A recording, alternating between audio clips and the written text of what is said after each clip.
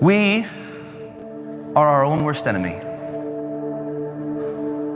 We are the ones that keep us from being our best. Recently heard a story about an older gentleman.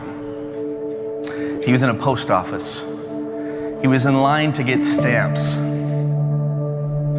You could tell he was struggling there in that line. And there was a lady that noticed. So she walked up to him and she said, "You know what?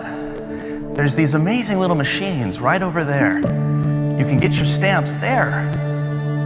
That way you don't have to wait in this line." And the old man looked at her and said, "You know, I'm really grateful. I appreciate it, but I'd rather wait in the line." Now, she couldn't figure this out. It didn't make any sense to her. She could tell that he was struggling. So she persisted. "Come on, come to the machine. I'll show you how to do it. It's easy. It's a piece of cake." And finally, the old man looked at her in the eye and said, "You know, the machine won't ask me about my arthritis." And he stayed in the line. Now, how does that make sense to anyone in this room? Well, that's just it. It doesn't make sense. It's emotional. It's not logical. It is about the experience that you create for your customer over and over and over again. That's what it's all about. Your customer experience needs an overhaul. It needs it right now.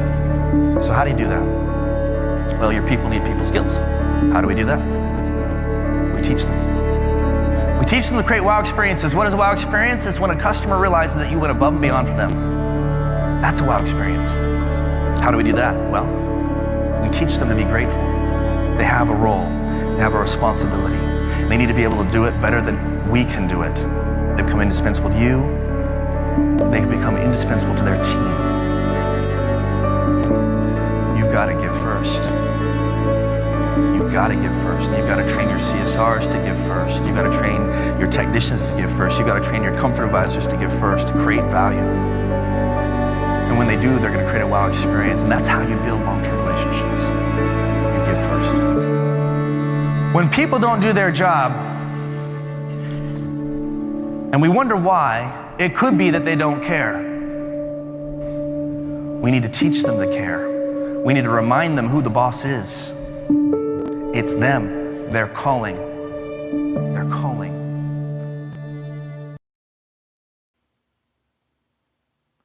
All right, everyone. Thank you for joining us once again on Did You Know? The Institute-HVAC show. We're so grateful that you're spending time with us today. And I think Brigham is joining us right now. Let me bring him in. Brigham Dickinson, how are you, sir? So good. Fantastic. So we're going to spend a little bit of time today diving into a couple different topics that are going to be very important for contractors going forward and for our educators to prepare our students for contractors, right? Because today's contractor is a little bit different than when I entered the industry. And I apologize for anyone for having problems with my voice today. I'm fighting a nasty bronchitis from coming back from out on the road on conferences last week. It seems to be kind of part of this season. Is like we go out and we visit a few thousand people and we come home and go, okay, what do we bring with us this time? Just like an elementary teacher. It does. It feels like that very much so. So everyone that's joining us, we're grateful that you're spending time with us today. Let us know in the chat where you're joining, if you have any questions along the way, because this is going to be probably a different perspective for many of our educators that haven't been out into the business side in a little while. But we're very responsible for preparing our technicians for the industry, for the field. And we also have a lot of contractors that have been joining us, Brigham, over this last couple of years. We've had a pretty significant increase in contractors and technicians. So this covers quite the span of business. And I enjoy listening to your coaching and your business prep. So what have you seen changing in the world of AI, particularly in this last year? Well, we train CSRs one-on-one twice a month using their own phone calls. Right. And we also have a call center where we're answering the phones ourselves. And for us, AI has been awesome because if one of our agents is on the phone, AI picks it up.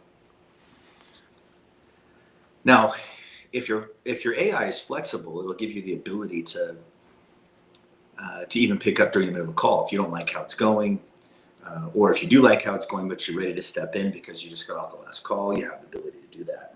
Right. And in other situations, the AI will book the call, but if you don't like the day that it was booked on or the time that it was booked on, well, then we have the ability to call them and say, hey, how was your experience using our AI? It's new, it's different, we're trying it out. Also looking at your schedule, notice that you booked on Tuesday instead of today. Just wanted to let you know that we do have openings today between this time and that time. Let us know if those times work better for you. Technicians in your area, so on and so forth. Sure. But the AI is fantastic when you're on the phone already. If you're on the phone already, you're on the phone already. So for it to be able to pick up as opposed to making the customer wait or sit on hold, it's phenomenal. It's excellent. And of course, there's a lot that we can talk about there with AI. But before I go any further, I want to make sure that I zero in on your question. Did I answer your question, or is there more to it? Yeah, no, because it's starting to change the way that we do business, and for especially us educators, many of us educators or technicians or contractors out in the field, and then once we make that transition into the classroom, well, the classroom, kind of like our businesses, haven't really developed a ton in the last couple of decades, but now that technology is really pushing us forward, our industry is rapidly changing.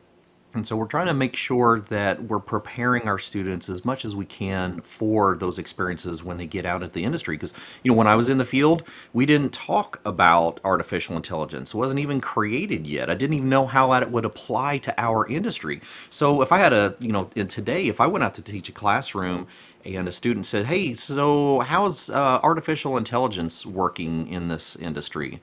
I would be kind of dumbfounded. I mean, I know some things that I've seen for writing, but from the business side, that really kind of changes things. So right now, a technician, when they're stuck, say they're looking at the condenser outside and they're troubleshooting it and they're not sure what to do. In the past, they'd call their most tenured, right, the most seasoned technician in the company, Absolutely. and hope that Hope they're available. they can walk them through it. Well, there certainly is AI today. I mean, even on ChatGPT, where you can simply ask, hey, here's what's going on. Can you show me all the troubleshooting steps for this thing that's going on with the condenser? And it'll outline for you step by step what you can do. So the cool thing there is that you don't have to wait on hold for that seasoned tech to walk out of their job, right? Walk off their job site, call you, and interrupt them while you're waiting for an answer, so on and so forth. So you have the ability at your fingertips to get all the answers you need to provide a great service to each of your customers. I would say the other thing is that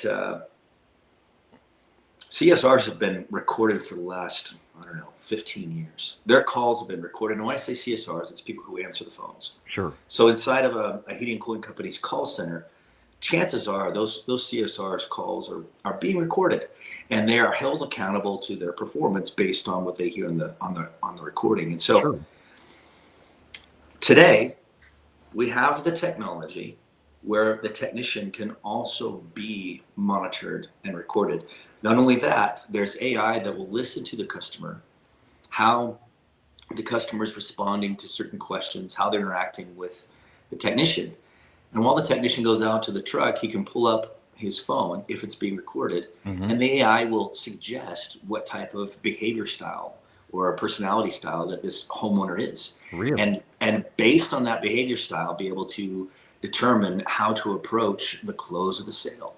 So there's so much technology being thrown at us. And I will say this, for every student right now that is learning and training inside your school, I would highly suggest that you embrace this technology. If you do, you will have a leg up on the tenured technicians that are out there. Why? Because this is uncomfortable for them. This thing called change, this thing called AI, it is very scary, very uncomfortable. And of course, my biggest task with my team is to help technicians already in the field to get comfortable with the fact that, hey, your call handling team, their calls have been recorded for the last 15 years. So that the fact that it hasn't been here for technicians for 15 years Yeah. is astounding to me. Wow. It's here now. Yeah. Embrace it, right? So with these younger techs, you know what? Be smart. Go on to ChatGPT, see what it has to offer. Also take a look at Rilla. See what Rilla has to offer. Service Titan also came out with ServPro, which is very similar.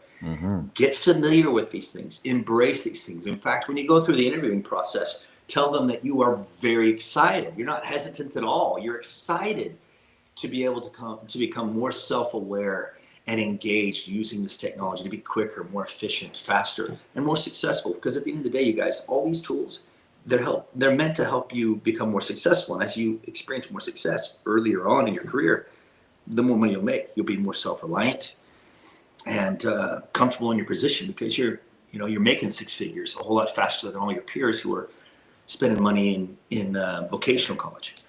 Yeah, you're absolutely right. Josh, that's a great comment about, with cutting edge technology. These are the things that are sculpting the way that our businesses operate. And that's why I feel like it's so important for us to understand that from the educational level. Because if we're not preparing the students for what they could encounter out in the field, we're really doing a disservice. Some of our educators are struggling just getting to modern digital tools, let alone software that is powered by artificial intelligence that is diving through that data, starting to give some results and recommendations. Well, when we talk about exactly what you're saying, we've been doing this for 15 years in the customer service side. And all of that data is now helping and assisting that technician out in the field. I couldn't even imagine having that kind of a response coming from a software like, all right, I'm getting dispatched out to this customer, and I'm not sure what to expect, because all I've got in my notes is customer hot, very unhappy. And that was a common call 20 years ago, right? And so we would approach this job going, okay, what am I getting myself into? Now we actually have the power to give me an idea of the person that I'm actually going to be encountering when I get there. That's just absolutely fascinating. Yes. Yes, you'll be able to learn about them, what motivates them, what demotivates them. You'll be able to listen to the call twice before you even pick up the phone to call them back. And chances are they're not as hot as you thought. Yeah, exactly. We were actually just having some conversations a couple weeks ago. I did a podcast recording, just released it with Alan Coggins from Cocoon, talking about how artificial intelligence is interacting with the HVAC industry and the use of that technology in robots, not right now, but in the next 20 years, of how that technology is going to be introduced into our industry. And I got a lot of mixed comments. I got some that, oh, we'll never see that kind of technology. And then I had other people who are following this quick evolution of technology and went, I think it's more like 5 years and not 20 years. And that's exactly what we're seeing, is that the artificial intelligence is now moved into our industry very significantly. When I was at AHR a few weeks ago, I spent quite a bit of time with Johnson Controls talking about artificial intelligence moving into commercial building automations in particularly, and how artificial intelligence is already pulling in this data, exactly like you're talking about through the CSR conversations. And it's actually pulling in the data from the inputs from the sensors from our building technologies, right? All of our temperature, humidity, our equipment, pressure transducers, temperature thermistors, and is now moving into a state of predictive maintenance. We've already passed the whole preventative maintenance, and now we're in a mode of complete predictive maintenance. And then one case study that we had in California, we had a college that had implemented an artificial intelligence program into the building management and was able to look at all of the flow control valves in this building. And these flow valves were just, like a few years old. And artificial intelligence was actually able to read all of the previous data, like you're saying, this past 5-10 years of data, and go, we actually have a deficiency in this valve, this valve, this valve, and this valve. And so the initial data that came back, the building management went, oh, there's no way. Those things are only like 5 years old. And so when they went to the field and actually pulled those valves out and sent them back to the manufacturer, they went, oh, yeah, there's absolutely, you've got a problem with these, and they're only running about 30 to 35% flow.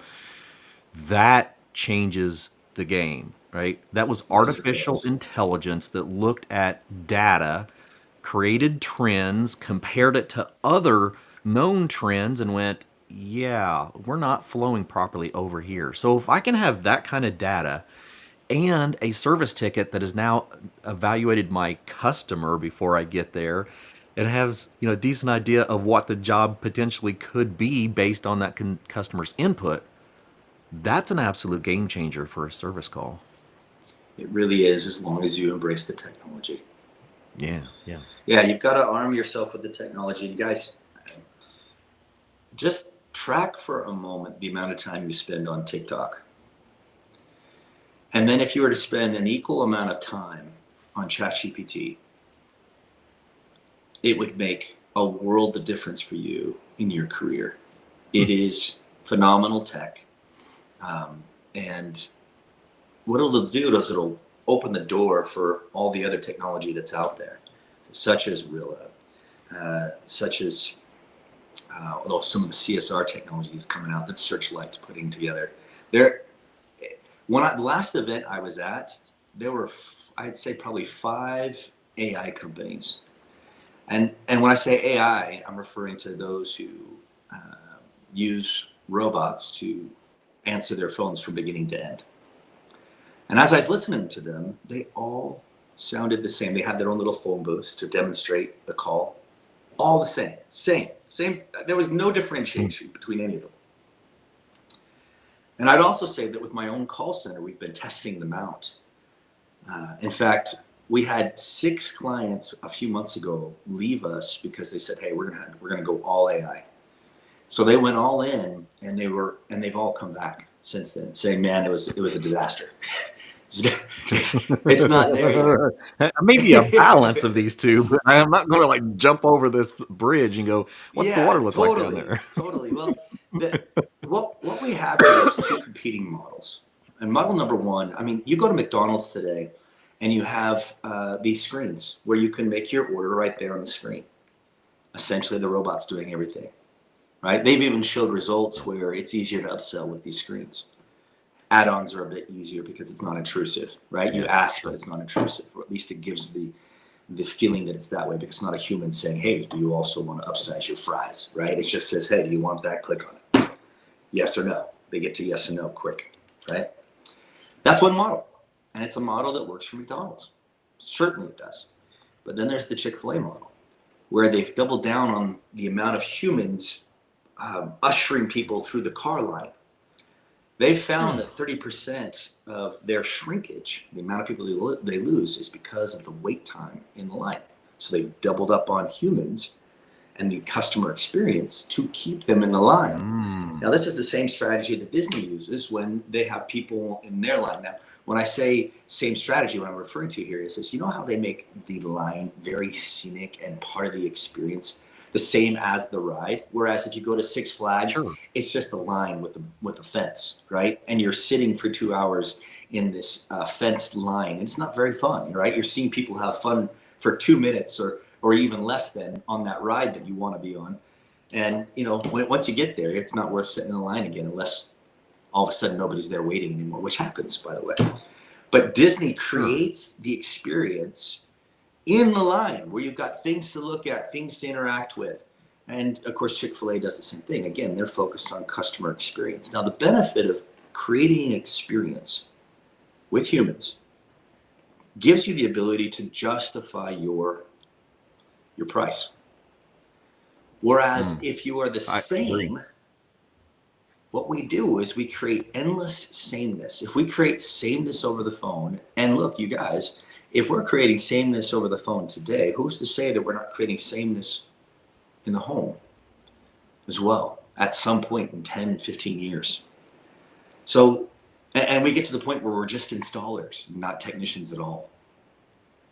We got to be smart about this. And we need to avoid sameness. Unless you like the Amazon model, the McDonald's model. If you like that, I'm telling you guys, that's a race to the bottom.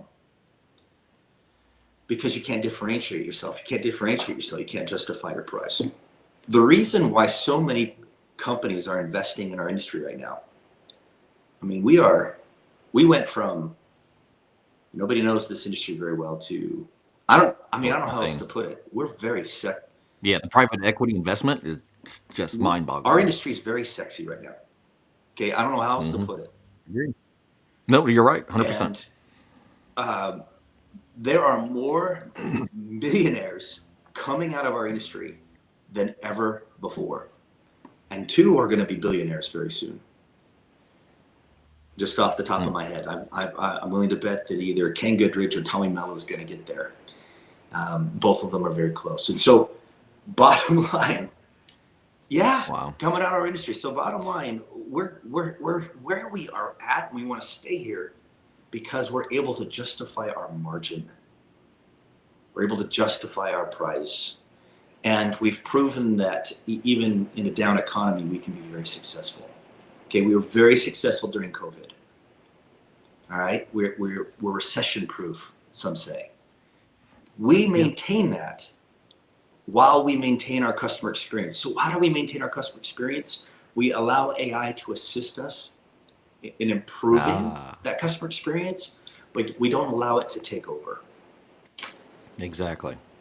Use it as a tool. Yeah. Okay.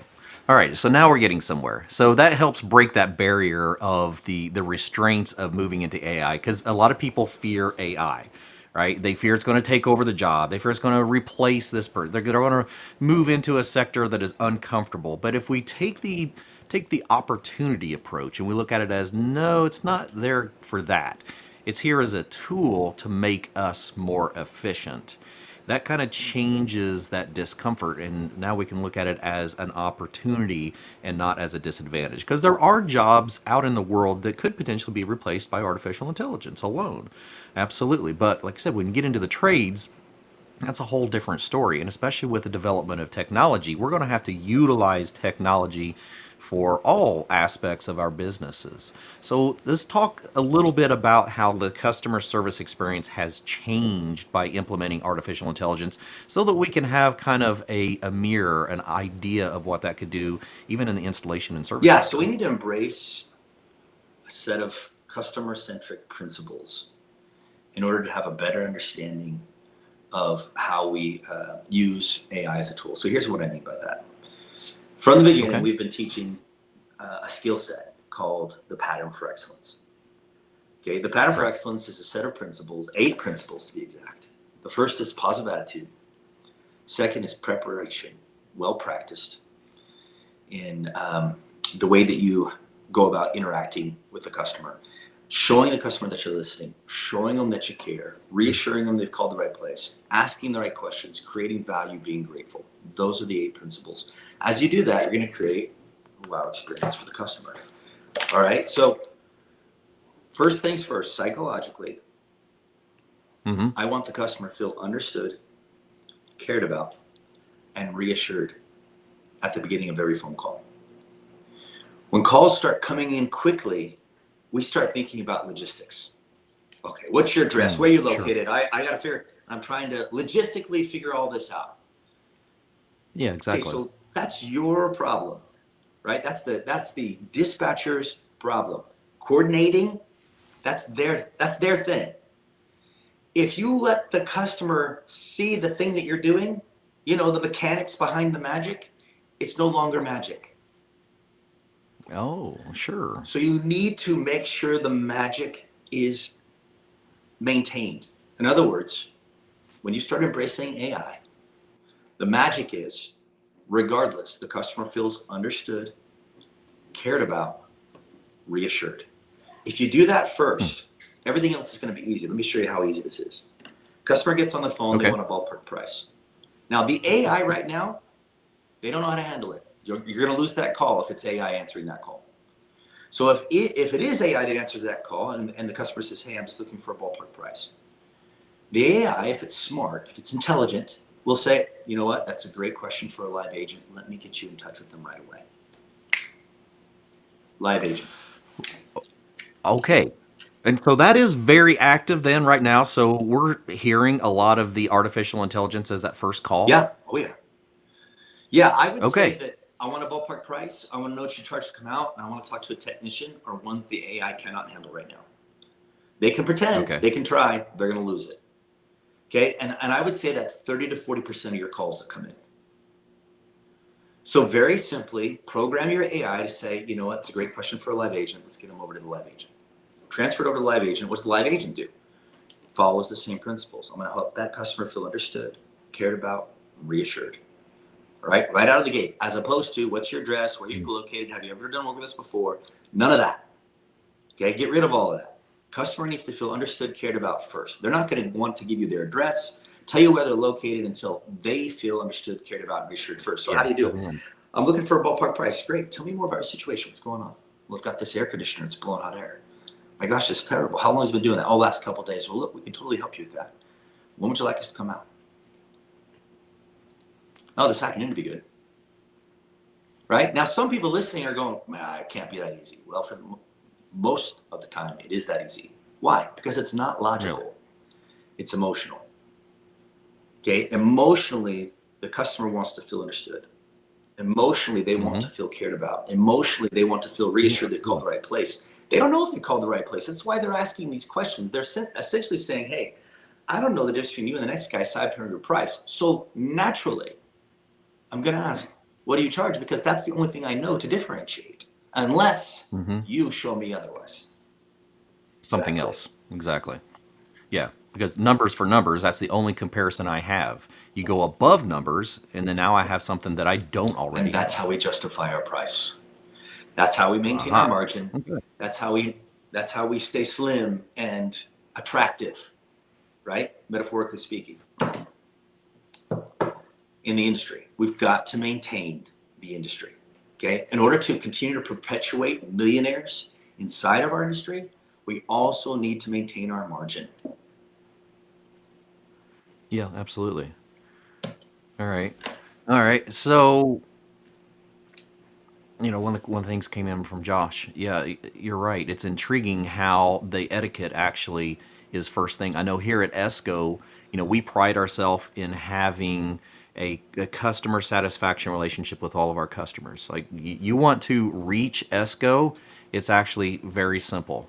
You call us. We want to have that customer experience with you because there's nothing like talking to a person. And yes, artificial intelligence is replacing some of that, but it's best used for its analytics, right? To help us become better at what we're doing or to fill those voids when that phone can't be answered in that first couple calls. I know myself.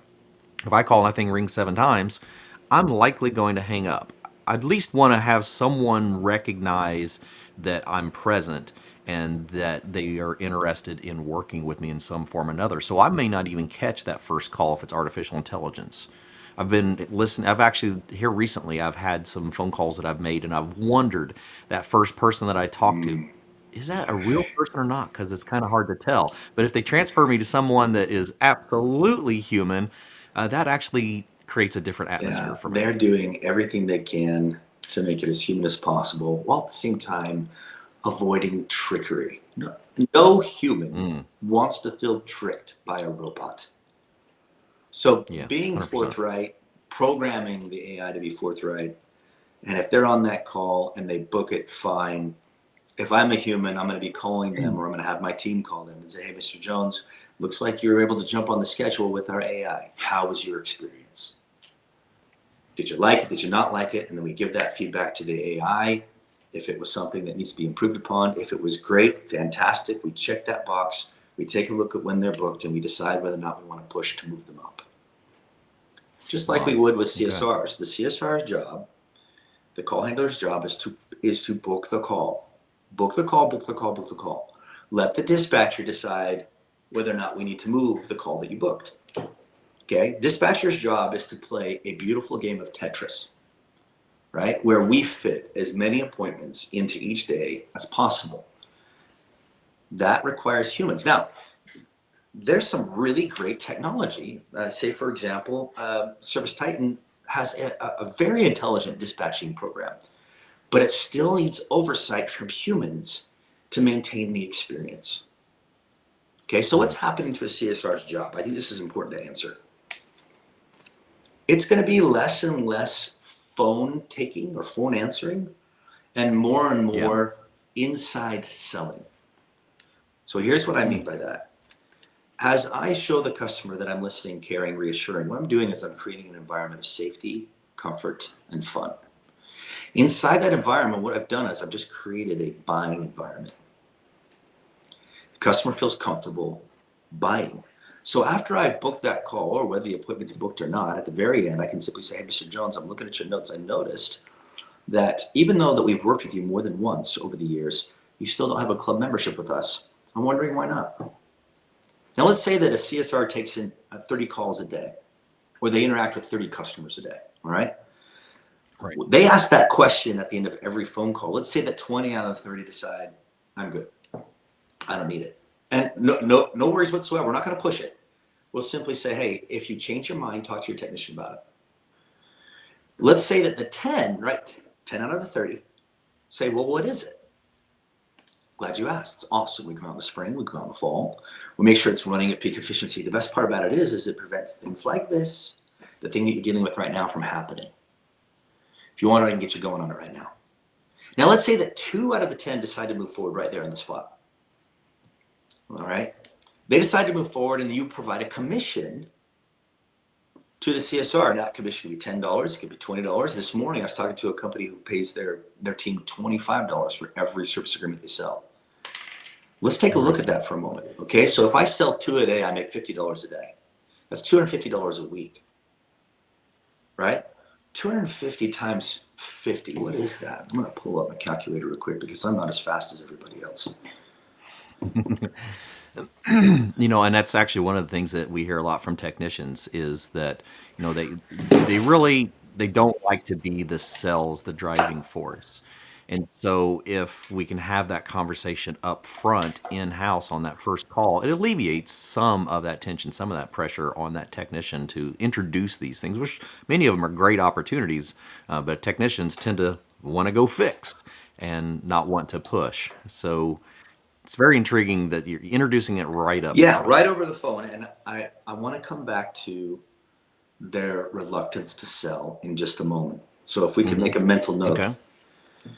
Oh, yeah. So if they're being compensated $25 a service agreement, essentially that's $12,500 a year. Clifton, what could a CSR do with an extra $12,500 a year? Yeah, that's a different kind of I role mean, right now I can pay a trip to Disney. I can pay off my car payment. There's so many, it changes everything for them. Changes everything for them. So our goal is twofold with our CSRs, everybody inside the office. Our goal is to create a culture of training where everybody practices, everybody listens to their own phone calls, and everybody's working to promote other services that we provide. So if a customer calls in and they're always calling for heating and cooling, most heating and cooling companies also offer another service, whether it be solar, or whether it be plumbing, whether it be electrical. And chances are most consumers had no idea that they offer plumbing, electrical, or solar. Mr. Jones, I'm looking at your notes. I noticed that you've always used this for heating and cooling over the years. Really appreciate your business. Did you know that we also do plumbing? Did you know that we also do solar? Did you know that we also do electrical? And if I booked that appointment, would you not pay me for that? Of course you would. And so we keep it simple. We don't do percentages. We just flat rate, right? And we want them to keep score on their own on a daily basis where it's easy to calculate, right? We don't want it to be a surprise when their check comes. We want them to easily calculate how much they're making for themselves day in and day out. Why? Because you get what you focus on. And so what we do is we arm them through training, through a culture of training, with all the tools they need to transition from just a call taker to someone who is actually promoting our services and products, right? Inside sales. This is important for 2 reasons. Number 1, we want them to stay there longer. Okay, we want them to stay in that seat longer. If you don't give them a way to make more money, they will move on. It's a job. Okay, our goal is to transition that into a career where they not only want to be there, they want to stay in that seat because they can make as much money as they want to make.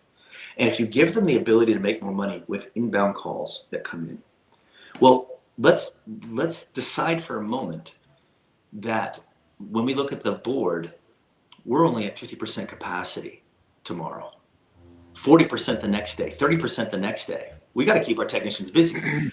And if I'm actively making sales on the inbound calls, it's going to be a lot easier for me to make the transition to outbounding. And now I bring the group together and we say, okay, guys, right? We're going to rally the troops a little bit. You're going to call 100. You're going to call 100. You're going to call 100. You're going to go about it the same way as you do the inbound calls. Hey, Mr. Jones, we were out to your home 6 months ago. We worked on this product or that service. How's it going? What is it? It's a happy call. It's a happy call. If they say, hey, it's amazing, you guys did a wonderful job. You know what? I really appreciate you saying that. The only reason why I ask is because I noticed that you don't have a club membership with us. I'm wondering why not. All right. Now, we know that it's a numbers game. It's been a numbers game on the inbound calls. So on the outbound calls, there's going to be some who say, I'm good there. That's fine. Don't push it. But those who say, well, what is it? I'm glad you asked. You see, what it is it's a preventative maintenance. It prevents things like the thing that happened 6 months ago from happening.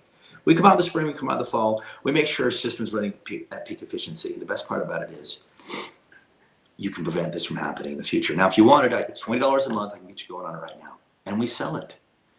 Now, let's say the customer isn't happy. They go, I'm glad you called in. I was about to call you back. This thing isn't working. And you fixed it only 6 months ago. Guess what? You just got an appointment for your technician.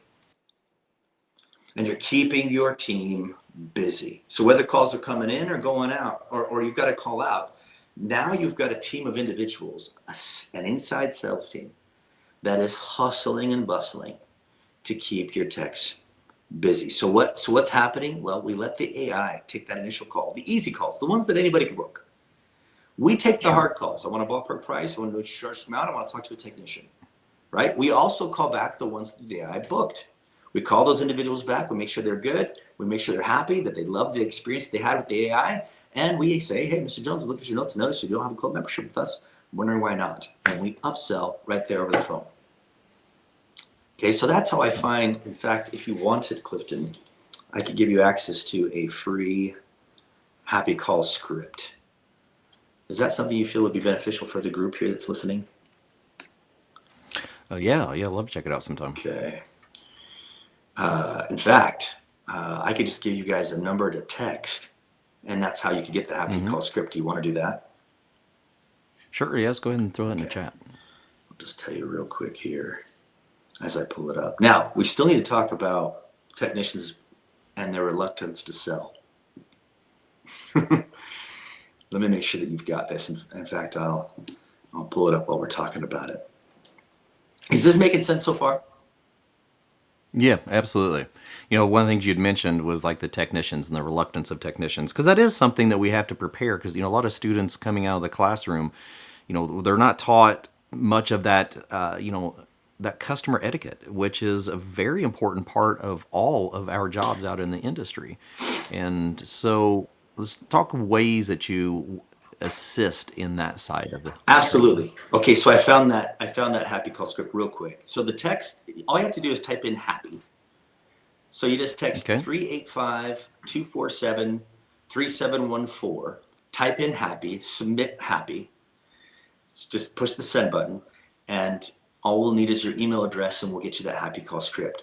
One reason why I want you to have this is because I don't want to just tell you what to do and then leave you to your own devices. I'd like to have a tool for you to use. So once again, it's 385-247-3714. Type in happy and you'll get it. And feel free, Clifton, to put that in the chat box. Yeah, I'll put that here on the main chat. Let me make sure I get that right again. 385-247-3714. Text happy to that number and you'll get that happy call script. I had a contractor call me over the weekend and he said, dude, we've been using your happy call script and it's been amazing to keep our techs busy. In fact, we took the time and calculated his call conversion and how much he was losing to poor call handling and quality. And you know what? Let's make a mental note and let's talk about that math in just a minute. But right now, let's talk about the techs, okay? So technicians. Okay. I don't talk about sales at all. The minute you use the word sell, or sells in general with technicians, they mentally shut off. Why? Because they don't want to feel like salesmen. They want to go in, they want to do a good job, and they want to leave. Don't try and sell them on being salespeople. It's never going to happen. By and large, it's not going to happen. There's a few outliers, but guess what? They were selling long before you tried to convince them of it. Leave it alone. Stay away from the word. Okay, I learned this with CSR. CSRs don't want to sell either, but they do want to provide a great customer experience. So Okay. let's focus on that, the experience you create for the customer. So I was at an event, and there was a family staying at our house, some guests staying at our house, and they shut the door of our guest bedroom, and for whatever reason, the doorknob broke. So their stuff, all their luggage, all their clothes was essentially locked in our guest bedroom. So my wife calls me while I'm at an event. I live in Utah. I'm in Florida at an event. She calls me and she says, hey, kid you not, Clifton, I was 30 minutes away from speaking on a stage. And she says, hey, how's it going? Got a problem. I'm great. What's going on? And she's like, our guests are staying here and their stuff got locked in the door. What should we do? Should we knock the door down? And I'm like, no, I don't want to pay for a new door. Just call a locksmith. And they go, she's like, man, I just thought that they opened car doors when you lock your keys in there. I was like, no. They open doors of all kinds. So she calls the locksmith. The locksmith comes over, basically says that he said that the doorknob was faulty, and he had a doorknob in his truck. He switched out the doorknob, opened the door, and that was it. He left. And I said, okay, cool. How many doorknobs do we have just like that in our house? And did we not think to replace all the doorknobs? If it's the same doorknob, and it is, why wouldn't we replace them all? Why? Because, well, we've got a granddaughter. If that granddaughter gets stuck in one of those faulty doorknobs, I'm probably not going to wait for a locksmith to get her out. I might be replacing a door. You see what I'm saying? And so Absolutely. What does a good job look like for that locksmith? A good job is to at least ask, you know what? I have plenty of doorknobs in my truck where I can get them at this distributor, that distributor very quickly and have it all installed by the end of the day. If you would like, I can do that. Now, is that sales or is that just good customer service? I'll let you be the judge. And so how we do that, when I get in front of technicians, I ask them a very simple question. And Clifton, feel free to use this anytime you want. I ask them a question I wouldn't ask CSRs. It doesn't work for CSRs. It only works for techs. And it doesn't matter how early it is in the morning, right? Here's the question. Guys, how do you get kissed on a date? Now, it's funny. They don't need coffee anymore. They're sitting up in their chair, right? They're sitting upright. They're engaged. They're leaning forward because they're about to learn something cool. Exactly. And even if they're married, you and I know that they haven't been kissed in weeks, right? They're excited. And so I simply say, look, guys, if you're on a date, the first thing you want to do is make sure they feel safe. Because if they don't feel safe, you're not going to get kissed. Or at least not willingly. And let's not even go there, right? After a few chuckles. Okay? And so secondly, they've got to feel comfortable, right? They've got to feel comfortable in their own skin, all right? So you've got to do everything you can to help them feel comfortable. And lastly, they need to have just a little bit of fun. You see, in that environment where they feel safe, they feel comfortable, they're having fun, you are likely to get kissed even if it's on a first date. Now, usually at this point I say, hey, ladies, chime in here. Am I right or not? And most of the time they're like, yeah, you're absolutely right, right? But we also have smart alecky technicians that raise their hand and they say, wait a minute, you want us to kiss our customers? No, I don't want you to kiss your customers. But I do want you to create an environment of safety, comfort, and fun inside the customer's home. So what have we done? We've created a buying environment. Okay, people love to buy. When they feel safe, they feel comfortable, and they're having just a little bit of fun. That's the environment we want to create. Now, that takes a whole lot longer than the 2 seconds you spend inside the front door of a customer's home. I have been known to spend 10 to 15 minutes just inside the front door of the home, just connecting with that customer. What am I doing? I'm listening, I'm caring, I'm reassuring. The same principles we use to teach CSRs to book calls and wow customers are the same principles we use to create an environment of safety, comfort, and fun inside the customer's home. We listen.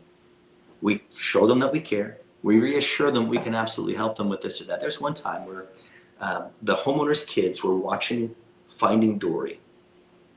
And I cued in on that and said, oh my gosh, Finding Dory, I love that show. It's fantastic. And all of a sudden we started talking about the real message behind finding Dory. And we sat there and talked for about 10 to 15 minutes. Of course, the technician was standing right next to me going, what are we talking about? What's going on? Why are we talking about a Where's kid the show? thermostat? I need it now. Right? That sort of thing. Next thing you know, after about 10, 15 minutes of this, the customer kind of turns his back a little bit towards the rest of the house.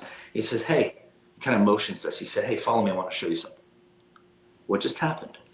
We earned the tour. You see, our job is not just to go out and do the thing that we were called out to do, but to take care of everything that the customer needs done, all the things that we can personally affect. And the way that we get that done, the way that we do that, is by earning the tour of the house. Now, as we get the tour, we might notice things, right? We want to be curious as we go through the tour, through this tour. Now, say we might see an inhaler on the coffee table, or we might pass by a room that's filled full of storage because, I don't know, because it's not very comfortable during extreme weather. And so they just don't go in there, or they don't want to go in there, and they use it for storage. You don't know all those things until you get very curious as you go through this tour, right? And they're going to show you things that are relevant to what you do as a technician, as well as not so relevant, and that's okay.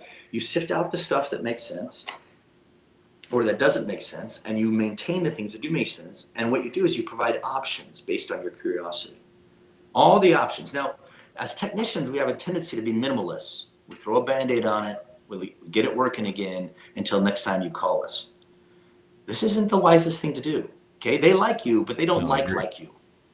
So you want to take care of everything while you're there. And also, our goal here is to maintain a shopping environment. It's not shopping if you give them one solution to choose from. That's not shopping. You see, when I shop, I like to look and try on several different things. And then when I say me, that's a bit of a stretch. That I'm sitting in a corner in a store while I watch my wife try on several different things, right? It's 2 hours of my life I'm never going to get back. But she's happy. And when she's happy, I'm happy, right? She's safe. She's comfortable. She's having a little bit of fun. Okay? It's a great environment. It's a buying environment. You maintain that environment by providing several options. I'd say at least 5 to 6. Even the ones that don't make sense to you guys. Why? Because that's how people shop. You give them options. Many. You provide all the options and you simply get them to yes or no. Which one would you prefer? Which one makes most sense to you? How do you want to move forward? All those are great questions to get them to yes or no. At this point in the game, I usually have a technician or two say, wait. No selling? And then I respond, whoa. Did I say anything about selling? No. Did you say anything about selling? No. All I want you to do is create an environment of safety, comfort, fun. Earn the tour. Inside that tour, I want you to be very curious about what's going on inside the customer's home. Pay attention. Have your antennas up, so to speak, metaphorically. Provide all the options, at least 5 or 6, and get them to yes or no. That's it. That's what a good job looks like. No one likes to sell, but everybody likes to do a good job. All we need to do is paint the picture for what a good job looks like. Sure. And it all feeds right back into that company culture, like kind of back where we started. And so as a company, you're keeping that same culture from your CSRs right down through the technicians, and it becomes part of the company itself. It's the culture that the customer gets comfortable with.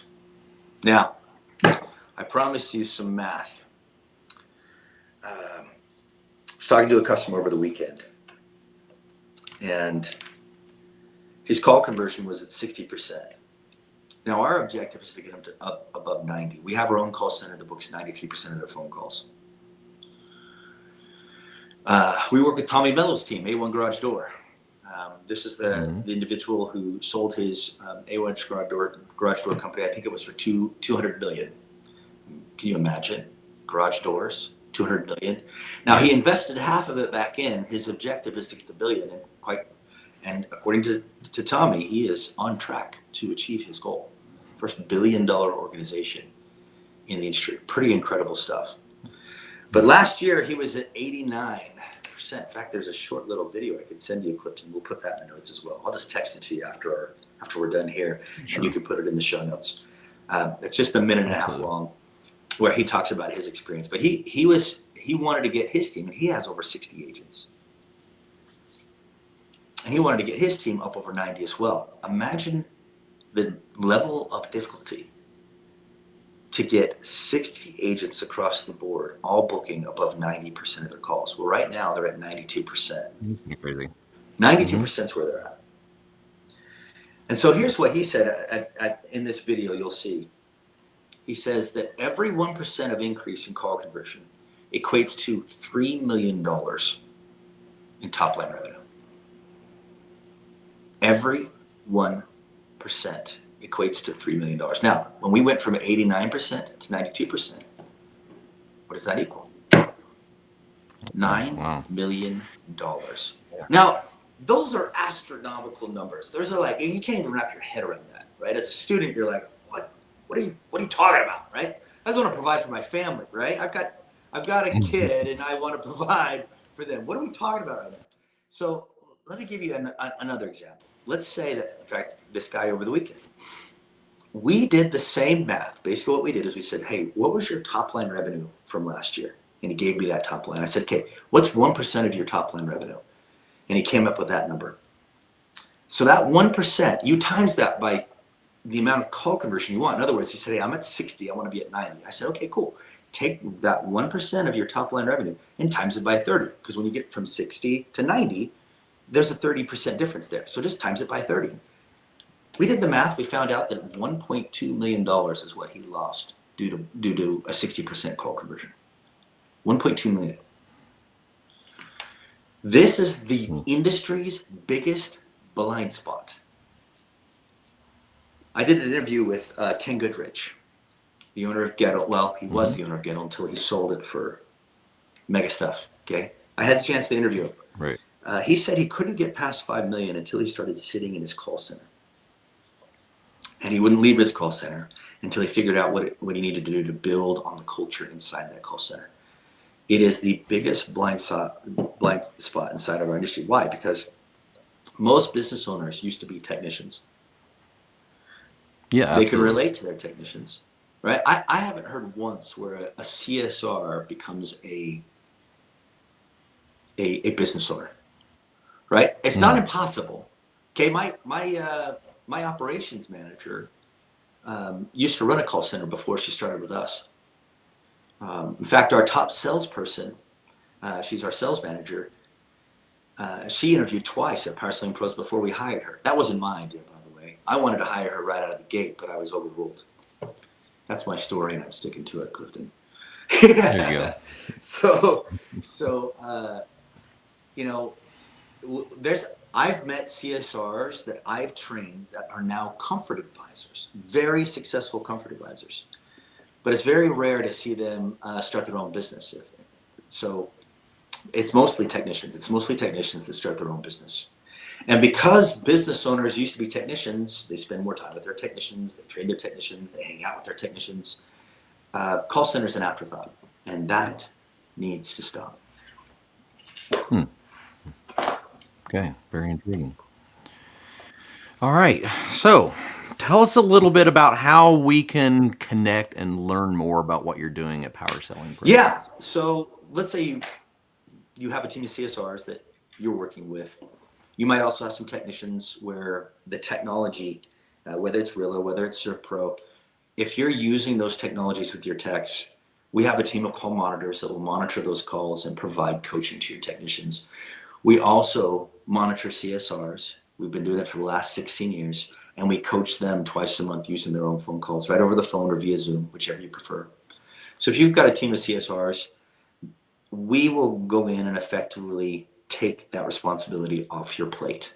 We'll provide the coaching. We'll provide the accountability. We'll get them to the point where they're outbounding when you're not completely booked. We'll make sure that they're booking the very difficult calls, the ones where the customer just wants a ballpark price. They just want to know when charges come out, just want to talk to a technician. Those are about 30 to 40% of your calls. We can help you with all those things, and I appreciate you bringing that up. It is powersellingpros.com, POWERSELLING, There is a demo link on that front page. Just click on the demo link, and you'll be able to schedule a demo, and we can custom build a plan to coach your CSRs as well as hold your technicians accountable. That is, as long as they're being recorded, so that we can do the same thing for techs as we do for CSRs and have been doing for the last 16 years. So let's coach them. Let's get their call conversions up. Let's make sure that experience is amazing, and maintain the reputation we have in this industry of high margins and great businesses. Yeah, that's fantastic.